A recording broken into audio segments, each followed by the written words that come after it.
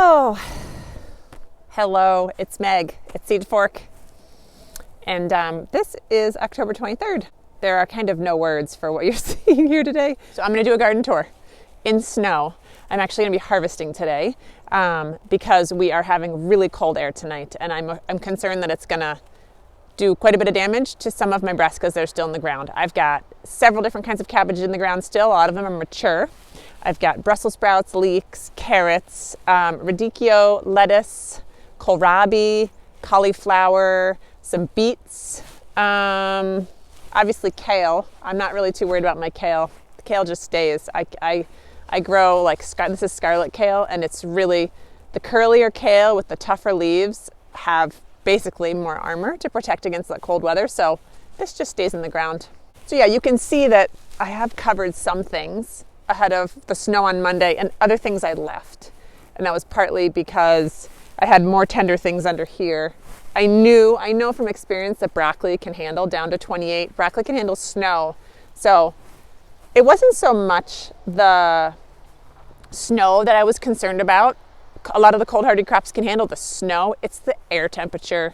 And when air is going to go below about 25, that's when I really consider covering things. Below 28, a lot of stuff is going to get a little cranky. I covered them so that when I do pull them out today, they will be able to last in our root cellar for a couple months. We built a root cellar in our garage a couple years ago and insulated it, ventilated it, and it's been a fantastic addition to the homestead. That was one of our goals, was to have a root cellar so that we can take the food out of this space and store it.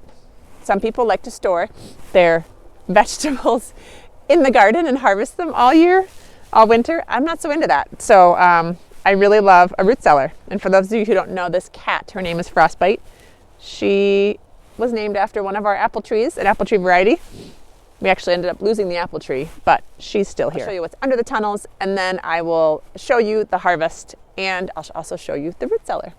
So is what it is. I'm just bringing this garden to you in the state it's in, and hopefully you are entertained by our current weather that we are enduring here in Minnesota. And as always, thanks for watching, and I hope you enjoy the tour. So this was my bed that had my garlic in it, and now it has brassicas. It's actually a 5-foot wide bed. So in hindsight, I think I told you guys last month, I'm thinking of putting like flowers or strawberries here. It's not that easy to hoop off because it's not the normal dimensions, like 4 feet. I know there's one really nice head of broccoli in here. A lot of the other stuff isn't quite ready, but let's have a look.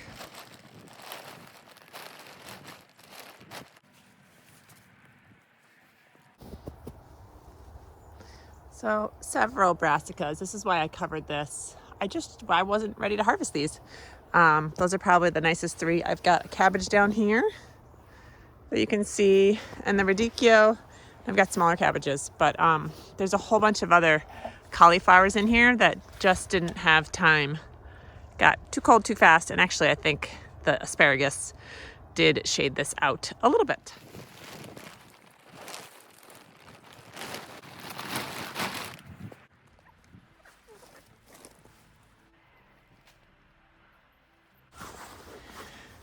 All right, so you can definitely see how the snow sort of sat on some of those plants. I'm remembering that we also have a whole bunch of bok choy in here, so we are going to have to prioritize eating that. That's probably not going to hold as well. The Chinese cabbage can hold for several months in our root cellar, so I'm actually going to dig those out in a similar way to how I dig out our Brussels sprouts. I see some beets in here still. They're not very big, but I'll harvest them. There's kohlrabi, excuse me, and then there's also mustard greens in here. I'm going to leave the mustard greens in place. And so this will be another big harvest today. The theme of the day is harvest. There are 2 more spots. One of them has arugula that's covered. It has arugula and radicchio. I'm probably going to leave that covered actually and snowed in. I'm not even going to look at that one because I want that one to stay in the ground.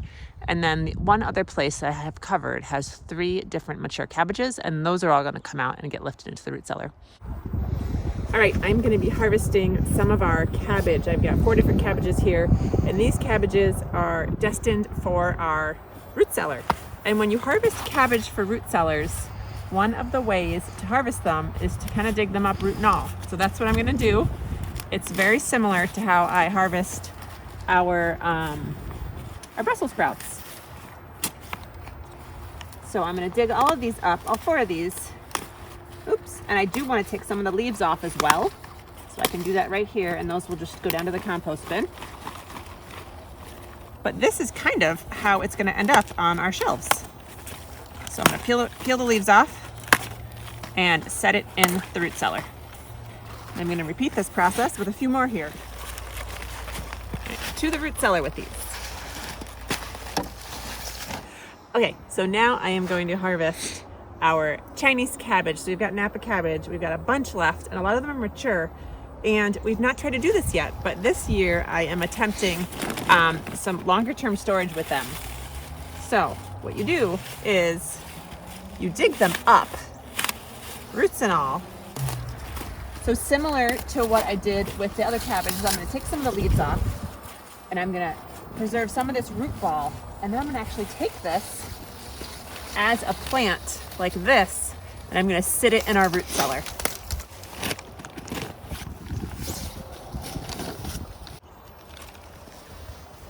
We use the book Root Cellaring by Michael and Nancy BUBEL from Story Publishing. It's kind of an old root cellaring Bible. Everyone who, longtime gardeners all know about it. I think it was originally published in the 70s. Still has a ton of useful information. So the storage method for the Chinese cabbage is the putting in pots and digging it up. We're gonna try it with bok choy. They don't mention bok choy in their book, but I'm thinking that that's because it was not something that they ate at the time.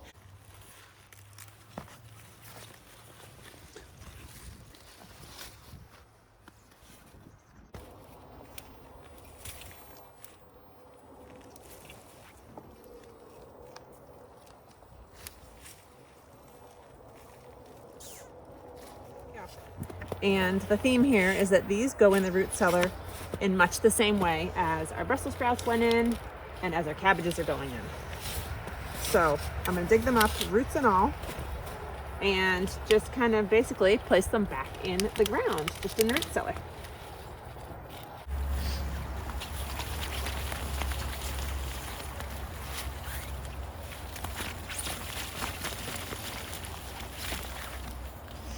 All right, so we're gonna head to the root cellar and start processing some of these things.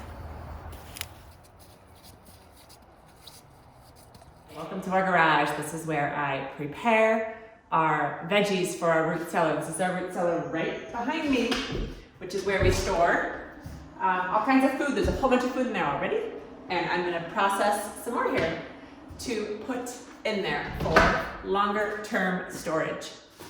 So I'm gonna start with the Chinese cabbage that I harvested. I've got, how many? I have 6 of them here. These are not gonna last very long, but I am gonna put them up. I'm gonna probably eat those first. What I've read is that cabbages that have tighter heads store better. So you can see I trimmed off all those outer leaves.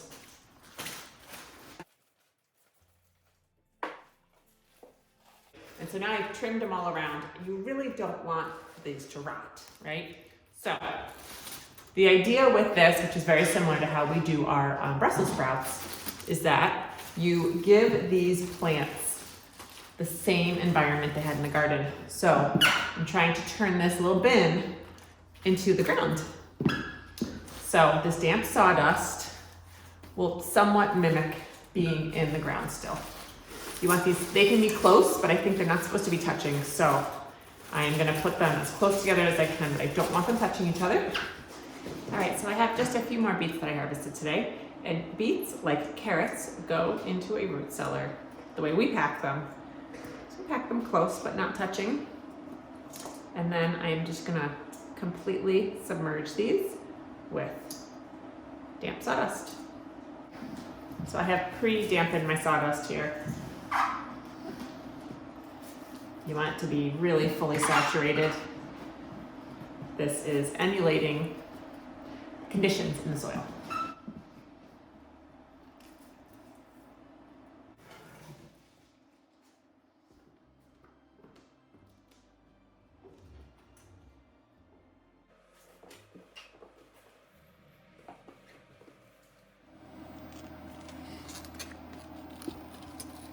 All right, so our cabbages go just like this.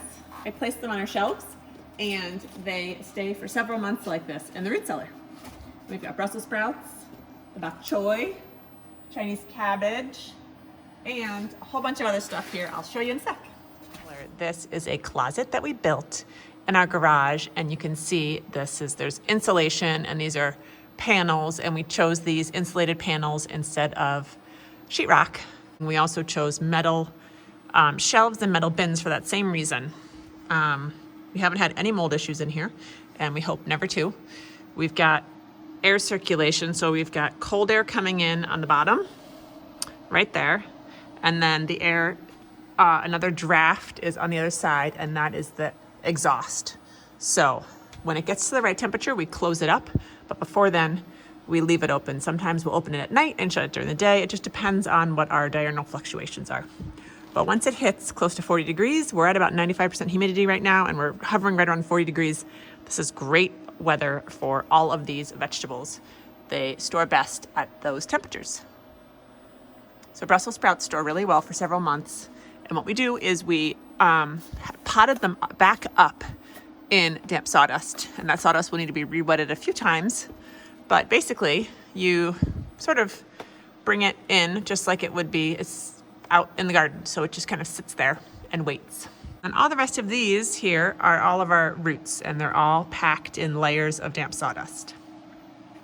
I have them all labeled finally, which makes it a lot easier for us to send anyone out to grab food for dinner. And I showed you packaging the Chinese cabbage and bok choy. I'm trying bok choy the same way we're doing Chinese cabbage. I'll be really curious to see how that goes. And then the one other thing that's different, and it's the only produce that's different, is potatoes just get stored in here. They need the high humidity, but they don't get packed in anything. They need the air circulation to store well. We had potatoes all the way until May last year, and we were even able to grow. These are potatoes that we grew from our own seed potatoes. These are Amarosas. They're very productive potatoes. We love them. Hopefully you've enjoyed seeing our root cellar. It's a work in progress. You can see we've got definitely more room to grow. We've got several shelves that are still empty, but this is only our second full growing season, kind of thinking about how to grow for this. So I'm really hopeful that as the years go on, this will become more and more full as we get better at root cellar gardening.